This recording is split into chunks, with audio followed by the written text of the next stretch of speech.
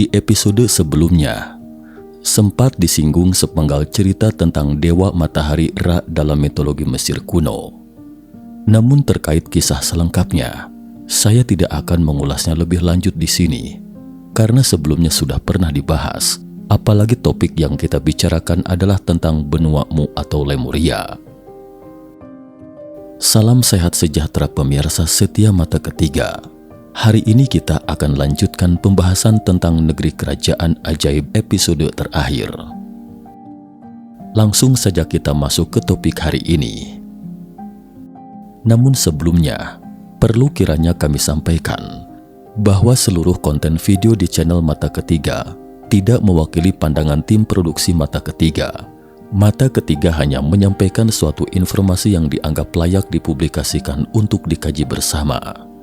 Terima kasih atas dukungan dan perhatiannya. Sebelumnya agar tidak gagal paham, di sini saya ulangi sekilas cerita terkait yang dipaparkan di episode pertama. Pada gambar lingkaran yang Anda lihat ini, melambangkan Dia yang agung. Dia menghembuskan nafas dari mulutnya. Ini adalah roh atau jiwa yang kekal. Manusia akhirnya terbangun dan memperoleh kecerdasan ketika energi ini ditanamkan ke dalam raga manusia.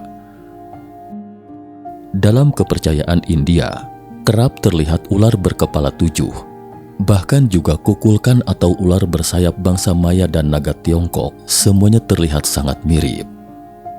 Menurut ilmuwan, bahwa sesaat setelah pembentukan alam semesta awal, semuanya dalam keadaan gelap, belum ada cahaya. Hal ini sesuai dengan teori penciptaan benua Mu yang menyebutkan bahwa cahaya baru muncul setelah alam semesta terbentuk. Mungkinkah teori penciptaan benua Mu juga memiliki landasan ilmiah? Dan ketika manusia memperoleh kecerdasan saat itu, salah satu tujuan mereka adalah benua Mu. Persaudaraan Naakal. Oleh karena sejak awal peradaban Mu mengetahui akan keberadaan Sang Pencipta, sehingga keyakinan beragama dan sains tidak pernah saling bertentangan selama perkembangan mereka. Pada kenyataannya, peradaban Mu bahkan membagi benua Mu menjadi 3 wilayah melalui 2 selat pedalaman yang dalam sebagai titik pemisah. Dan ketiga wilayah ini masing-masing dalam bidang pembelajaran agama, sains, dan pendidikan, dan melaporkan penelitian masing-masing ke dewan mereka. Setelah dewan memutuskan arahnya secara umum, mereka akan menghadap raja untuk membuat keputusan akhir. Dan raja ini adalah penguasa tertinggi di benua Mu. Orang-orang di sana memanggilnya Ra-Mu. Ra melambangkan roh pencipta yang agung, sedangkan Mu melambangkan benua Mu. Jadi Ramu memiliki arti wakil dari sumber alam semesta di bumi. Dan karena Ramu hanya merupakan wakil, jadi penduduk di benua Mu hanya akan menghormati Ramu, bukan memujanya. Faktanya, semua kehidupan di bumi ini sama sederajat, jadi mereka tidak pernah memperbudak hewan apapun. Tentu saja juga tidak ada istilah budak apapun. Jadi di tengah kohesi yang kuat ini, peradaban Mu berkembang pesat dan bahkan mulai berkeliling dunia dengan teknologi navigasi canggih mereka dan mendirikan koloni baru di seluruh dunia serta mengajari mereka pengetahuan dan teknik arsitektur. Dan yang mengajarkan pengetahuan ini ketika itu adalah persaudaraan Naakal yang disebutkan dalam video episode pertama. Kemudian dalam beberapa ribu tahun berikutnya, zaman keemasan pertama pun lahir di bumi. Konon, banyak teknologi kuno yang tidak dapat dijelaskan saat itu merupakan produk dari peradaban periode ini. Namun meskipun peradaban Mu menorehkan karya paling gemilang dalam sejarah bumi, tapi tetap saja tidak dapat melawan bencana yang melanda pada akhirnya. Musnah. Menurut penuturan kepala biara, meskipun benua Mu atau peradaban Lemuria memiliki teknologi super canggih, namun karena mereka memiliki konsep untuk tidak mengganggu alam, sehingga mereka tidak pernah meninggalkan banyak jejak tentang geografi alam. Namun mereka tak menduga, hingga akhirnya justru berakhir oleh alam yang paling mereka hormati. Waktu kita tarik mundur ke 15.000 tahun yang lalu, seberkas suara berfrekuensi rendah yang berat tiba-tiba bergemuruh. Selanjutnya kemudian terjadi gempa super dalam tempo kurang dari beberapa detik.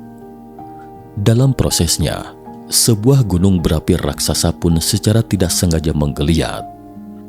Karena benua Mu berupa dataran, sehingga lahar vulkanik menyebar ke seluruh dunia dengan bebas tanpa halangan apapun, menutupi semua bangunan yang belum runtuh. Hingga 10 hari kemudian, ketika gempa susulan akhirnya berhenti, benua Mu sudah luluh lantak. Namun meski bencana ini memberi dampak yang fatal pada peradabanmu, tapi mereka tidak serta menjadi pasrah, tetap berjuang dengan gigih. Namun yang tidak mereka ketahui adalah, gempa itu hanyalah awal dari bencana selanjutnya. Kepala biara menuturkan bahwa setelah trauma besar ini, di mana meskipun peradabanmu masih sangat menghormati alam, mereka memutuskan untuk mulai mencoba memahami struktur alam, terutama dalam hal geografi. Namun saat diteliti, mereka tak menyangka menemukan banyak rongga di bawah dataran benua Mu. Awalnya rongga-rongga ini tidak menimbulkan ancaman besar, tetapi karena gempa dahsyat sebelumnya telah menyebabkan fondasi stratum menjadi lebih tidak stabil. Karenanya mereka menilai bahwa benua Mu akan tenggelam sepenuhnya dalam beberapa dekade ke depan saat itu. Jadi di bawah instruksi mendesak Ramu, rapat 10 anggota dewan mulai menyusun rencana penyelamatan. Tetapi sayangnya, mereka salah menghitung waktu tenggelamnya benua. Kurang dari 2 tahun pasca bencana terakhir, gempa bumi lain akhirnya menghancurkan benua Mu secara total. Konon pada malam kiamat itu, seberkas kekuatan mengerikan dari pusat bumi muncul kembali. Saat bumi berguncang hebat, stratum yang sudah rapuh mulai retak dan dibanjiri air laut dari segala arah. Tak lama kemudian, benua Mu pun sepenuhnya lenyap dari muka bumi. Tetapi satu-satunya hal yang baik adalah anggota persaudaraan Naakal yang dikirim oleh Ramu untuk mengajarkan pengetahuan saat itu. Beruntung lolos dari bencana, dan kedepannya mereka yang akan memikul tanggung jawab yang berat untuk mewarisi peradabanmu. Bukti. Dalam buku The Last Continent of Mu, James beberapa kali menekankan bahwa dia adalah orang yang sangat teliti dan hati-hati, sehingga ketika pertama kali mendengar cerita tentang benua Mu dari kepala biara, dia hanya menganggapnya sebagai legenda. Tetapi ketika kepala biara mengeluarkan lebih banyak lagi tablet tanah liat, James lambat laun menyadari bahwa apa yang diceritakan kepala biara itu bukanlah lelucon. Jadi dia segera meminta izin kepala biara untuk membawa tablet tanah liat ini kembali ke Inggris. Namun tak disangka, kepala biara menolak permintaannya, bahkan tidak boleh diambil gambarnya, hingga akhirnya James terpaksa menyalin tablet itu. Dan sambil membawa sketsa gambar tersebut, James mulai melakukan perjalanan dalam pencarian benua Mu. Saat itu pos perjalanan pertamanya adalah Pulau Paskah. Karena menurut cerita kepala biara, Pulau Paskah sebenarnya adalah bagian dari benua Mu saat itu. Belakangan James memang menemukan beberapa lempengan batu di Pulau Paskah. James menuturkan, di pulau itu dia menemukan 7 lempengan batu dengan tulisan dan menerjemahkan beberapa isinya dengan bantuan seorang tetua setempat. Tetua itu mengatakan bahwa nenek moyangnya telah tinggal di pulau itu sejak lama. Pada saat itu, pulau itu sudah diaspal dengan banyak jalan batu yang indah dan terdapat banyak ukiran indah di atasnya. Semua itu adalah produk dari penghuni pertama pulau tersebut. Menurut pandangan dari ukiran lempeng batu tersebut, penduduk asli pertama memiliki kekuatan gaib. Mereka dapat memindahkan batu dengan leluasa dan bahkan mengadakan kontak dengan hewan atau tumbuhan. Mereka memberitahu kami untuk selalu memperhatikan perubahan warna langit dan matahari, karena mereka dapat memberi peringatan dini akan terjadinya sesuatu. Bagian ini cukup menarik, karena mereka ada beberapa teori tidak tertulis yang menunjukkan bahwa beberapa hewan dapat memprediksi sebelum terjadinya beberapa gempa besar. Mungkinkah ini lempengan batu yang dimaksud itu? Tapi sayangnya mungkin kita tidak akan pernah tahu jawaban atas pertanyaan ini. Karena menurut lempengan batu tersebut, penduduk pertama di pulau itu telah meninggalkan pulau tersebut selamanya setelah mengajarkan cara memindahkan batu dan beberapa pengetahuan lainnya. Dan untuk mengenang mereka, penduduk Pulau Paskah secara khusus membuat banyak patung batu sebagai bentuk penghormatan kepada mereka. Tentu saja, James pun seakan terpaku di tempat setelah melihat lempengan batu-batu itu. Dia mulai menyadari bahwa mungkin benuamu itu memang benar-benar eksis adanya.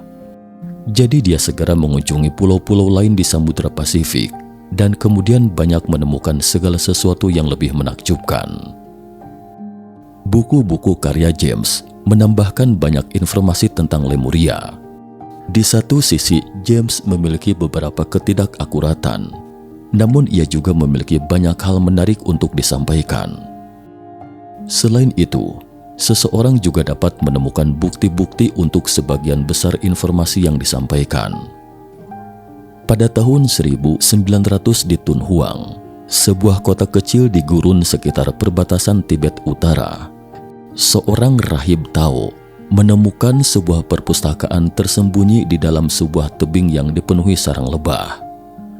Kamar itu telah ditutup dengan batu bata pada abad ke-11 agar tidak jatuh ke tangan orang-orang barbar yang menyerangnya. Selama 800 tahun, buku-buku itu terbaring di sana, dijaga oleh udara gurun yang kering dan dipertahankan dalam kondisi yang masih sangat baik. Kemudian seorang penjelajah dan arkeolog terkenal, Sir Aurel Stein, melewati Tunhuang pada tahun 1907 dan membujuk biku untuk mengizinkannya melihat harta karun tersebut yang pada saat itu masih tersimpan di dalam gua rahasia bawah tanah. Dia menemukan teks-teks Buddhis dalam banyak bahasa Mandarin kuno, Tibet, Sanskerta, dan beberapa dalam bahasa yang sama sekali tidak dikenal. Berapa usia dari beberapa teks tersebut tidak mungkin untuk diceritakan, tetapi mereka mungkin sudah disalin beberapa kali dari teks sebelumnya. Dokumen aslinya dapat ditulis ratusan atau mungkin ribuan tahun yang lalu. Hebatnya, salah satu dari manuskrip ini memiliki potongan dari peta kuno yang menunjukkan bagian dari sebuah benua di Samudra Pasifik. Peta di atas diperoleh dari Lemuria, Last Continent in the Pacific, 1931 yang diterbitkan oleh AMORC, Rosicrucian St. Jose, California. Nan Madol. Ada sebuah situs kuno bernama Nan Madol di laut sekitar 2.700 km timur laut Australia saat ini. Bangunan yang ditumpuk oleh bongkahan batu-batu ini dapat dilihat di mana-mana di kawasan seluas 18 km persegi ini. Menurut arkeolog, situs ini dibangun sekitar abad ke-13 Masehi. Namun menurut legenda pulau tersebut, pembangunan situs tersebut dapat ditelusuri kembali pada lebih dari 2100 tahun yang lalu. Terkait Nan Madol ini, mata ketiga sebelumnya juga sudah pernah membahasnya, jadi saya tidak akan mengulasnya secara detail lagi di sini. Saya hanya akan melengkapi sebagian yang belum ada dalam video tersebut. Setiap batu di sini lebih dari 70 ton beratnya, dan tambang terdekat berjarak sekitar 321 km. Selain itu juga ada situs di Pulau Leluh dan piramida di Pulau Kingsmill. Dalam pandangan James, situs-situs ini adalah bukti terbaik akan eksistensi benua Mu kala itu, karena bangunan pada situs-situs ini memiliki teknik konstruksi megalitik yang tidak dapat dijelaskan secara ilmiah. Teknologi semacam ini pasti berasal dari peradaban yang kuat dan makmur, hanya saja peradaban ini telah tenggelam. Dan jika yang dikatakan James itu benar, mungkin tidak ada salahnya bagi kita untuk merenung sejenak. Jika peradaban yang begitu maju itu saja tidak luput dari kepunahan sekalipun tidak merusak alam, lantas berapa lama lagi kita untuk bisa bertahan hidup di bawah pengerusakan alam oleh manusia modern? Terima kasih atas perhatiannya.